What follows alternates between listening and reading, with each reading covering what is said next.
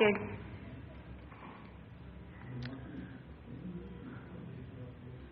महत्व अंधविश्वास से मुक्त होकर धर्म का स्वरूप काव्य में हो जाता है।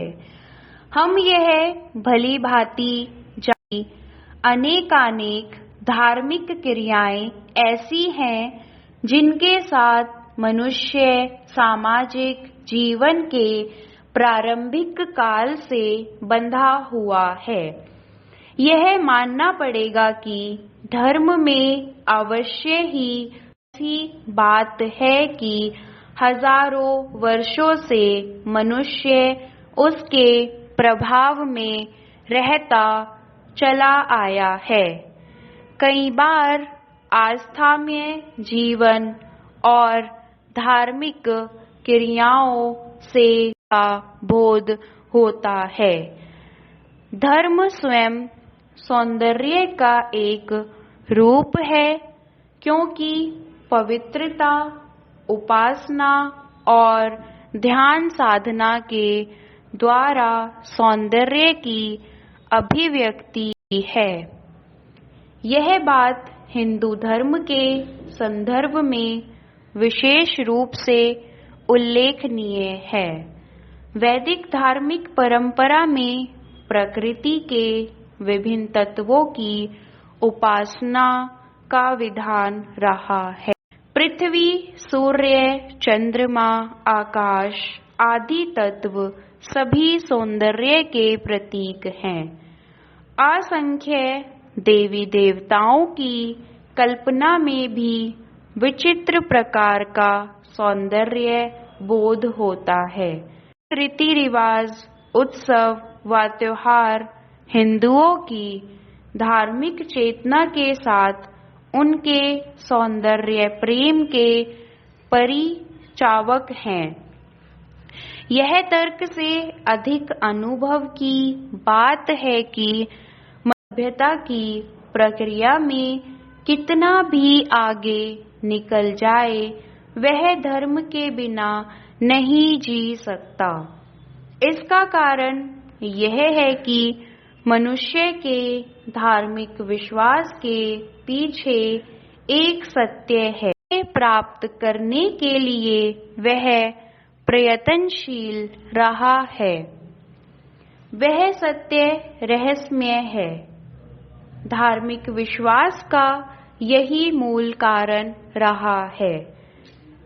सत्य को ना प्राप्त करके भी मनुष्य अनुभव करता है कि जो उसे धर्म ने दिया है वह अन्य किसी प्रकार संभव नहीं है।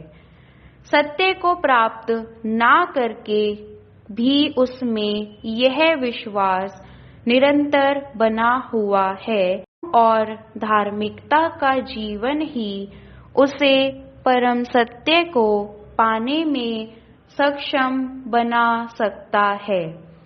केवल यही बात धार्मिक बने रहने के लिए कम शक्तिशाली कारण नहीं है। इस धार्मिक विश्वास की अभिव्यक्ति भी कई प्रकार से होती है।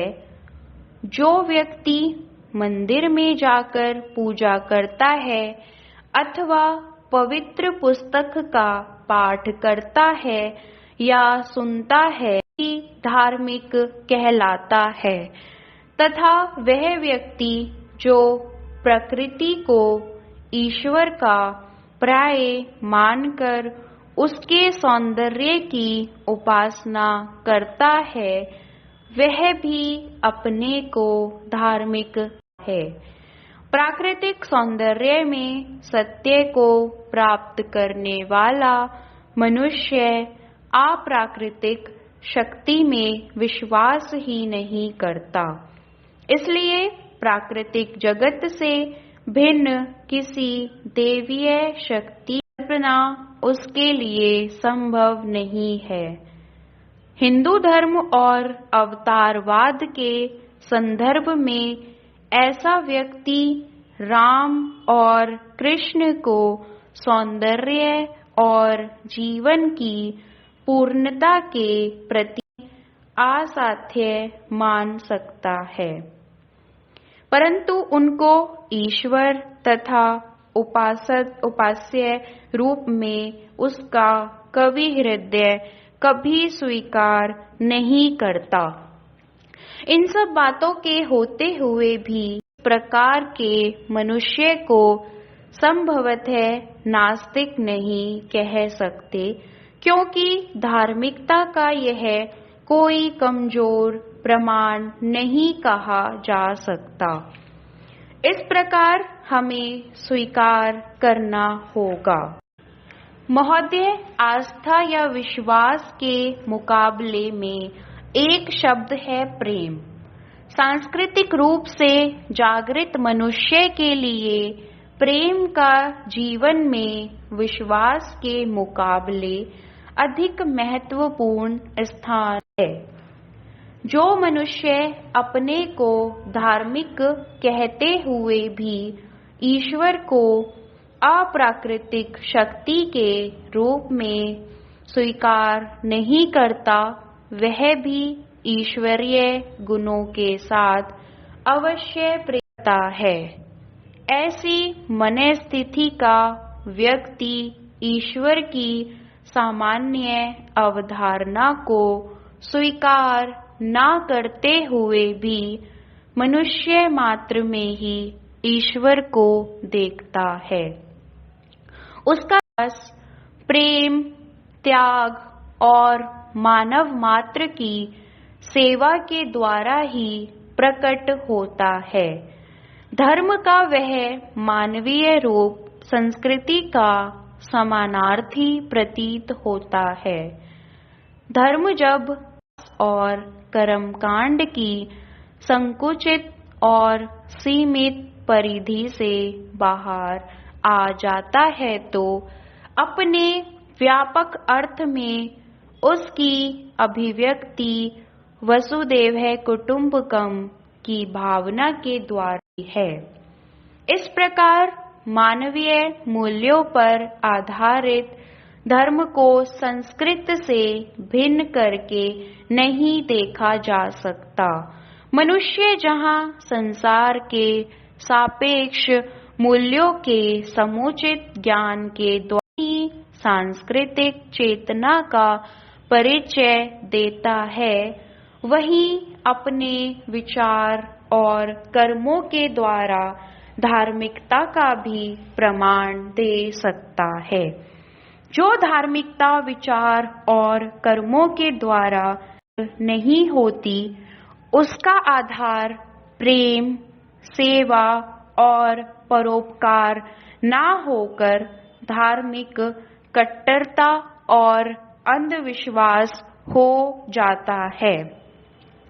यही कारण है कि दार्शनिकों और अन्य सूफी संतों ने धर्म में समग्रता और पृथकता की भावना का हमेशा विरोध किया। ईसाई साहित्य की एक बहुचर्चित कथा है। एक बार एक स्त्री को पकड़कर जीसस क्राइस्ट के पास लाए और उसके व्यभिचारी होने तथा पापाचरण के लिए पत्थरों के द्वारा उसको मार डालने का अपना निकट किया। प्रभु जीसस ने कहा कि पाप कर्म के लिए स्त्री को दंड तो देना ही चाहिए, परंतु उन्होंने एक शर्त लगा दी। शर्त यह थी कि सबसे पहला पत्थर वह व्यक्ति जिसने जीवन में कभी पाप ना किया हो। यह शर्त सुनकर वे सब लोग सोच में पड़ गए और थोड़ी देर बाद एक एक करके चुपचाप वहां से जाने लगे। वहां स्त्री के सिवा कोई व्यक्ति ना रहा। करुणा, आत्मनिरीक्षण और प्रेम संस्कृति के मूल तत्व हैं और यह धार्मिकता के भी मूल लक्षण हैं। उसके सामान्य और स्वाभाविक रूप में लिया जाए तो उसमें जिस आध्यात्मिकता का साक्षात्कार होता है उसके द्वारा ईश्वर को संपूर्ण जगत से करके सीखा ही नहीं जा सकता। ईश्वर परम सत्य का पर्याय है और सौंदर्य परिपूर्ण प्राकृतिक जगत को हम असत्य नहीं कह सकते।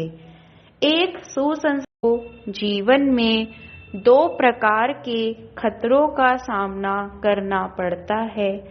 एक और वह अपने अंधविश्वास और धार्मिक कट्टरता से बचने का प्रयास करता है तो दूसरी ओर पूर्ण अंधविश्वास अनास्था के जीवन की झूठी निंदा भी अपने ऊपर लेना नहीं चाहता। यह कट्टरवादी लोगों के क्रोध का शिकार भी बनता है।